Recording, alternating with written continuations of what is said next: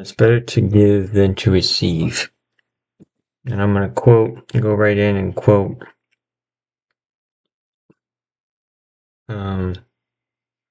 something out of the book of Tobit, and actually a verse from Proverbs that go along with this. So if you don't know what the book of Tobit is, I don't think it's in every Bible. Let's see if it's in the one I have. I want to see if it's in like the New International Version.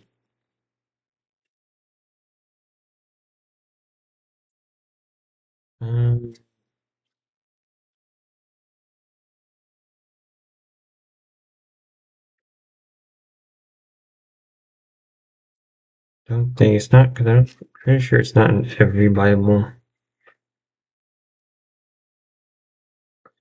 But yeah, it's not in every Bible. It's not in the New International one, at least the one I have. But because I have a smaller New International version of the Bible, and then I also have my study one is a Revised Standard Version.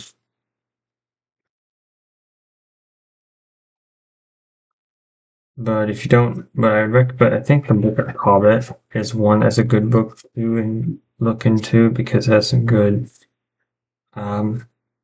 words in there that have helped me, and it just kind of highlights a few things. As a new, yeah, it's not in this New Living Version either, at least the one I have.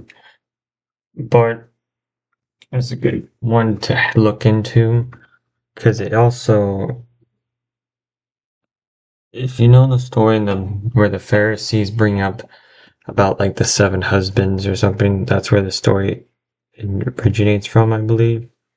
And it's also where Raphael, that one of the whole 7 holy angels, comes down disguised as a human. And he also talks about like fasting, prayer, and giving an alms. But I'm going to read from chapter 12, starting at verse 9, and this is what Raphael says. It is better to give alms than to treasure up gold, for almsgiving delivers from death, and it will purge away every sin. Those who perform deeds of charity and of righteousness will have fullness of life. So it's like giving an alms, it like not only does it, like as Jesus says in Mathew, in the Gospel of Mathew, like about having store up for yourself treasures on earth. Mathew chapter 6, verse 19. Do not lay up for yourselves treasures on earth where moth and rust consume and where thieves break in and steal, but lay up for yourselves treasures in heaven where neither moth nor rust consumes and where thieves do not break in and steal. For where your treasure is, there your heart will be also. And Jesus also says in the parable of the rich man when he comes, I'm not going to find that. He says, like, if you store up for yourself, if you give an alms, you will have treasure. Like,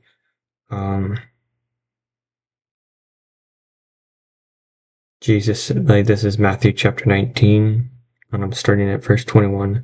Jesus said to him, and this is the rich man who was asking, I obey all your commands. What do I still need to have eternal life?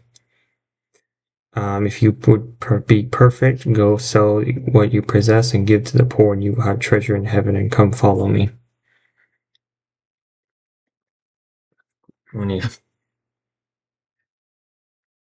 Like, that's what it means. Like, that's how you store treasure in heaven. But do it generously and honestly, and not just to be seen or to boast about yourself, but because you honestly want to, and you will have treasure in heaven. So, like, yeah, purge. It also purges every sin, and it kind of, it's like, well, like it said, those who perform deeds of charity and righteousness will fullness of life. But then on verse 10, it says, those who commit sin are the enemies of their own lives. And this kind of goes into, like, if you've ever heard, like, hell is an example of God, like, hell is God's gesture of his respect for human choice. Like, because you have the free will, because he's given us free will to decide whether we want to follow him or not. And just like hell's a choice, so a sin. It's because once you're saved, you can never blame Satan. Like if you're unsaved, you can definitely blame the devil because Satan can use you. If you're unsaved, he can use you at will because he has the ability to do that. But if you are a born again Christian, you've given your life to Christ. Any sin you commit, you cannot blame the devil because you now have the Spirit of God in you. You've truly repented and following Jesus, starting to follow Jesus now. The devil, he can tempt you to sin, but he can't make you. That's the key difference. And so we have to be very careful, and that's why sin is almost like a choice. And it's not necessarily that it's your fault that you sin. Like, you just can't. I know it's hard to not blame Satan, but and another thing is going back to like, we have to deny our fleshly habits, and because we're habitual creatures. Like, it's easy to be, we have habits of doing things. I heard of someone, his name is, I've heard of Valdi Sacco say that like we're habitual creatures, and I think that's very true. And again, I'll leave his channel in the description below if you want to check out who that is, which I highly recommend you do. But yeah, sin is also like a choice. It's like we don't have to. And Raphael warns of like, but those who commit sin are the enemies of their lives. But now there's also a parable in Proverbs about giving an alms. One man gives freely, and this is Proverbs chapter 11, verse 24. One man gives freely, yet grows all the richer. Another withholds what he should give and only suffers want. And it actually makes sense because if you're giving freely to the needy and to the poor, and those, even not even just the needy, poor, but those around you, especially because you like doing it, you want to be, and you're generous, not because you feel like you have to, and definitely not to boast about yourself. Don't like make a big deal out of it. Don't, like Jesus says in Mathew, like, don't let your right hand know what your left hand is. Don't let your left hand know what your right hand is doing. Keep it in secret, and your Father will reward you. Or at least try to. If people see, it's fine, but just don't make a big deal about it. But like, one man gives freely, yet grows all the richer. It's like you almost feel free when you give. It feels good. I know. It feels like joy giving, especially when the transaction goes well. Like especially with the poor, some are willing to receive it. Others just kind of, I don't know, are mad about you or something for whatever reason. A lot of times because they have some kind of demonic oppression over them, but at least that's what I found in the past. Like I have one encounter with a homeless man where it's like there's a demonic oppression over him, and I didn't show it all the times, like a few times, but anyway, I'm getting away from the point. It's like when you give freely, it's like free and it's like joy. It's like you have a treasure. You grow rich in like not wealth or money or anything material. You go richer in like, I guess, spiritually, or in like treasure in heaven, as Jesus points out.